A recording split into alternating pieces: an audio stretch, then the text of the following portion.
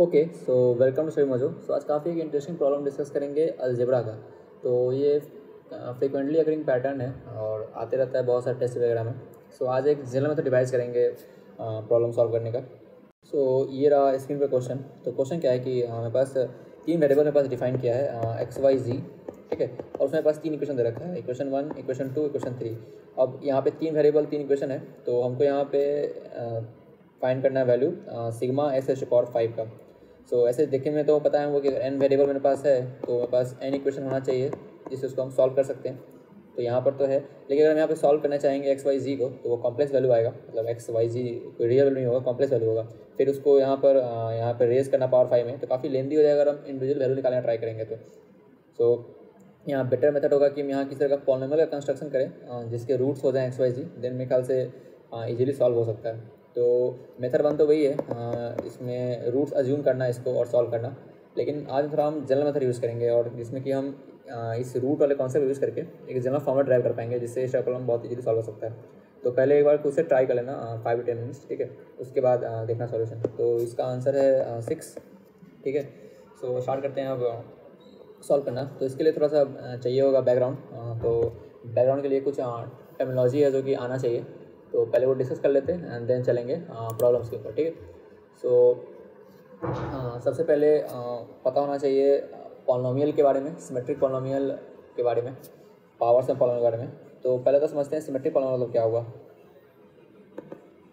Symmetric polynomial, ठीक है। अब जैसे हम यहाँ पर एक पॉलिनोमियल कंस्ट्रक्ट करें x1 का स्क्वायर प्लस x2 का स्क्वायर, इस टाइप का चीज़। अब यहाँ अगर हम x1 को रिप्लेस कर दें x2 से तो पूरे इक्वेशन में कोई पूरे पॉलिनोमियल में फ़र्क नहीं पड़ने वाला ना, क्योंकि यहाँ पर x1 की जगह x2 आ जाएगा, x2 आ जाएगा, तो वैल्यू सेम ही रहेगा। इसे इसको बोलेंगे सिमेट्रिक है ये x1 x2 में इक्वेशन ये वाला। तो अब यहाँ पर एक टर्म आता है पावर सम पॉलिनोमियल, पावर सम पॉलिनोमियल। अब ये क्या होता है, तो पावर सम पॉलिनोमियल डिफाइन करते हैं ऐसे पी ऑफ के और x1 x2 up till xn। मतलब ये के डिग्री का पावर सम पॉलिनोमियल है variable x1 x2 x3 xn में। इसका मतलब क्या हो गया, this is equal to x1 का पावर के प्लस x2 का पावर के अप टिल xn का पावर के। मतलब जितने वेरिएबल हैं उन सबको रेज कर देना है के पावर तक, यानी कि इसका डिग्री हो गया के, यानी कि kth डिग्री पावर सम पॉलिनोमियल। तो उससे नोमेनक्लेचर है, ऐसा कोई ज़रूरत नहीं है नाम जानने का, लेकिन ऐसे टर्मिनोलॉजी पता रहेगा तो ईजी रहता है। तो के डिग्री पावर सम पॉलिनोमियल हो गया ये, मतलब जितने वेरिएबल हैं उसका पावर रेज कर देना एक्स के पे और उसका सम कर देना है, ठीक है।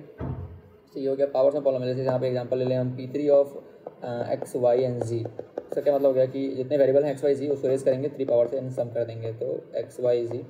तो कॉम्पैक्ट में कैसे लिख सकते हैं, सिग्मा एक्स, ये साइक्लिक टाइप का चीज़ है, तो सिग्मा एक्स लिख सकते हैं इसको, सिग्मा एक्स की। ओके, सो ये हो गया पावर सम पॉलिनोमियल। अब एक नाम होगा और elementary symmetric polynomial, elementary symmetric polynomial.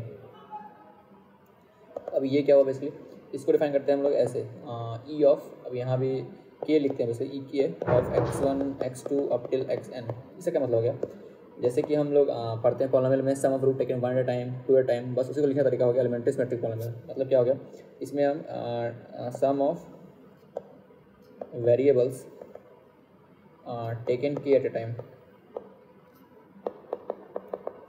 अब इसमें कुछ ये देख लेते हैं, जैसे कि ई ऑफ जीरो जो होगा और वेरिएबल भी x1 x2 up till xn, ये 1 ही होगा।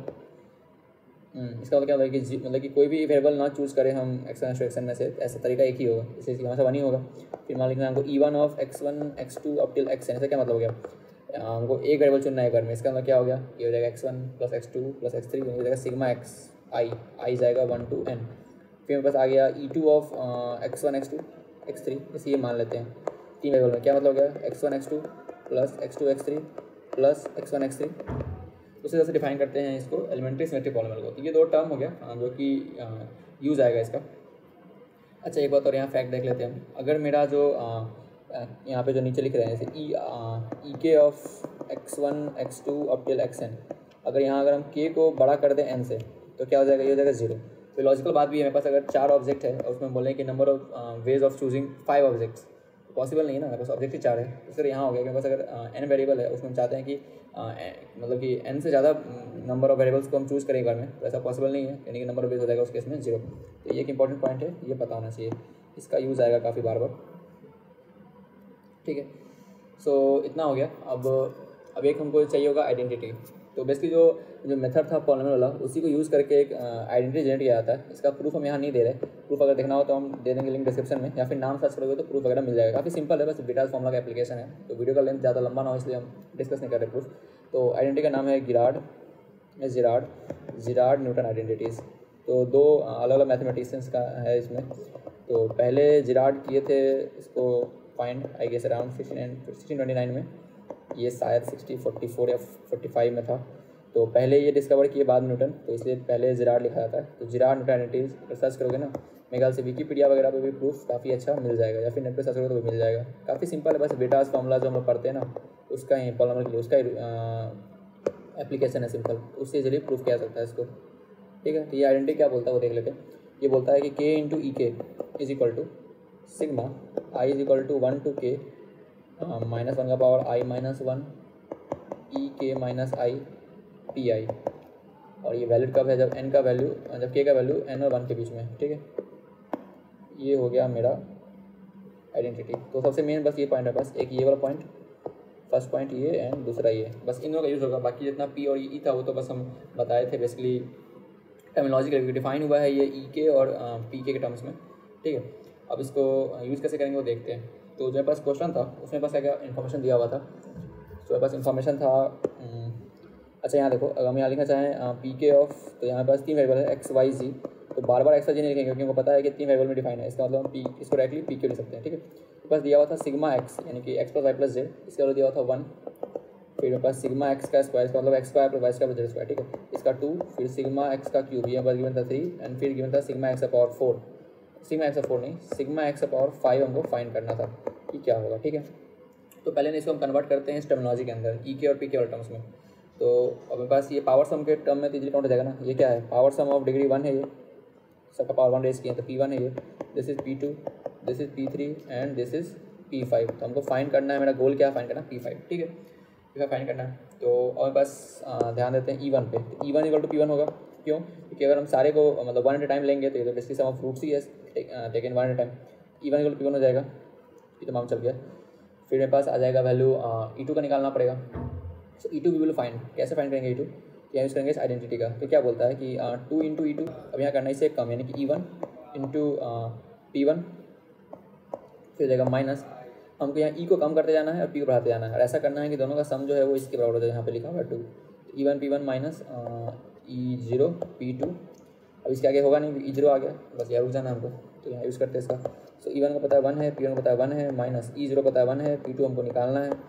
सो यहाँ से हमको मिल जाएगा P2 = -½ सो P2 मिल गया -½ फिर ऐसे ही हम जाते हैं नेक्स्ट पे, हम लिखते हैं यहाँ पे 3 × E3। लिखना कैसे, E3 यहाँ पर लिखा, इससे कम यानी कि E2। अब बस यहाँ लिखो P1, फिर माइनस, फिर यहाँ हो जाएगा E1, ये हो जाएगा P2, दोनों का सम 3 होगा, 2 1 2 1, फिर जाएगा प्लस, फिर जाएगा यहाँ पर ये E0 P3, बस यहाँ E0 आ गया, रुक जाना है यहाँ पर हमको। ओके, यहाँ पे स्लाइड मिस्टेक है, यहाँ पर ये E2 होगा, P2 नहीं, क्योंकि P2 तो पता है हमको यहाँ पर। सो यहाँ पर हमको निकालना होगा E3 का वैल्यू। सो E3 = E2 = -½ × P1। Now P1 में पास 1 है, फिर माइनस E1 भी 1 है, P2 में पास 2 है, प्लस E0 1 है, P3 में पास 3 है, अपॉन 3 है। सो दिस वैल्यू आ जाएगा 1/6, ठीक है। तो मेरे पास E3 निकल के आ गया 1/6। ओके, अब यहाँ पर E3 मालूम हो जाएगा, अब निकालते हैं E4। तो E4 निकालना काफ़ी ईजी होगा, तो यहाँ पर पैटर्न समझ में आ गया होगा मेरे ख्याल से। 4 × E4 है, तो क्या लिखना है इसको, E3 से स्टार्ट करेंगे, E3 × P1, फिर माइनस E2, इसको प्लस, फिर माइनस, फिर प्लस। तो E2 × P2, फिर E1 × P3, फिर यहाँ हो जाएगा E0 × P4, ये आ गया। सबका सम 0 4 4 3 1 4 2 2 4 3 1 4, ठीक है। तो यहाँ से अब लिखना चाहें तो E3 कितना होगा, 1/6 × P1 1, फिर minus E2 -½ × P2 2, plus E1 1 था, P3 3 था, फिर minus E0 1, P4 = 4। Okay, P4 नहीं दिया हुआ था, आई गेस P4 नहीं गिवन था। ओके, तो P4 ऐसी वेरिएबल रहेगा यहाँ पर, तो P4। अब यहाँ ध्यान दोगे, हमको पता है कि यहाँ वेरिएबल कितना है बस एक्स वाई जी। इसका मतलब जो डिग्री है सिमेट्रिक पॉलीमर का वो 3 से ज़्यादा नहीं हो सकता। इसका मतलब ये वैल्यू E4 जो है वो 0 होगा, क्योंकि हम 3 वेरिएबल में से 4 नहीं चुन सकते ना एक बार में। इसका मतलब वैल्यू 0 होगा, तो दिस इज 0। यहाँ से अगर हम सॉल्व करें तो I can find P4 as कितना आ जाएगा 25/6। ठीक है, तो बस आ गया, P4 भी आ गया। अब हमको निकालना क्या था, मेरा एम क्या था निकालना, हमको निकालना था P5। तो P5 के लिए क्या करेंगे, सेम यहाँ construct 5 into E5 is equal to E4 into P1 minus E3 into P2 plus E2 into P3 minus E1 into P4 and फिर minus plus E0 into P5। ठीक है, अब यहाँ ये भी 0 होगा अगेन। अब मेरे पास यहाँ P1 P2 P3 P4 सब नोन है, यहाँ बस एक ही मेरे पास क्या हुआ है P5। तो यहाँ से हम सॉल्व करते हैं तो मेरे पास P5 निकल के आ जाएगा 6। तो ये बस क्या हो गया, ये हो गया x का पावर 5 प्लस y का पावर 5 प्लस z का पावर 5 इज इक्वल टू 6। तो ऐसे ही हम हायर डिग्री भी ऑर्डर आराम से निकाल सकते हैं। तो ये हो गया मेथड इसको सॉल्व करने का। इस पर एक और बेस्ट क्वेश्चन देख लेते हैं, जो कि मेरे ख्याल से किसी बुक वगैरह का होगा, क्योंकि प्रूफ का क्वेश्चन है वो। ओके, सो क्वेश्चन ये रहा स्क्रीन पर, तो बिल्कुल सिमिलर क्वेश्चन है। सिग्मा ए दिया हुआ है, सिग्मा ए स्क्वायर दिया है, सिग्मा ए क्यूब दिया है, सिग्मा ए पावर 4 दिया है। 4 इक्वेशन 4 वेरिएबल बताना है, प्रूफ करना है यहाँ पर कि ए का पावर 5 बी का 5 सी 5 डी 5 26 होगा। तो इसको ट्राई करो यार, जो ऊपर बताया थे उसी पे बेस्ड है, बिल्कुल सेम क्वेश्चन है। तो हम सॉल्व कर रहे हैं, तो यहाँ हम कैलकुलेशन शो नहीं करेंगे क्योंकि कैलकुलेशन ट्रिवियल होगा बिल्कुल। सो बेसिक क्या क्या दिया हुआ है, सिग्मा ए तुमको 1 दिया है, सिग्मा ए स्क्वायर तुमको 3 दिया है, सिग्मा ए क्यूब तुमको 7 दिया है एंड सिग्मा ए का पावर 4 15 दिया है। ठीक है, तो यहाँ से हमारे पास ये क्या आ गया, this is P1, this is P2, this is P3, this is P4 और हमको निकालना है P6 का वैल्यू। ठीक है, और हमको E0 पता है 1 होगा। सो अप्लाई करते जाओ और निकालते जाओ। तो यहाँ देखेंगे तो E1 में वो पता है कि सिग्मा ए के बराबर यानी कि P1 के बराबर यानी कि 1 के बराबर होगा। तो आई नो E1 ऑल्सो। फिर अप्लाई करेंगे फॉर्मूला, तो E2 कितना आ जाएगा, 2 into E2 is equal to हो जाएगा E1 and minus E0 into 3। So this comes out to be -1, यानी कि मेरे पास निकल के आ गया E2 is equal to -1। Signal लगाएंगे हम E3 के लिए, यानी कि 3 into E3 is equal to कितना हो जाएगा, E2 माइनस 3 E1 प्लस 7। यहाँ से आ गया E3 इज इक्वल टू 1।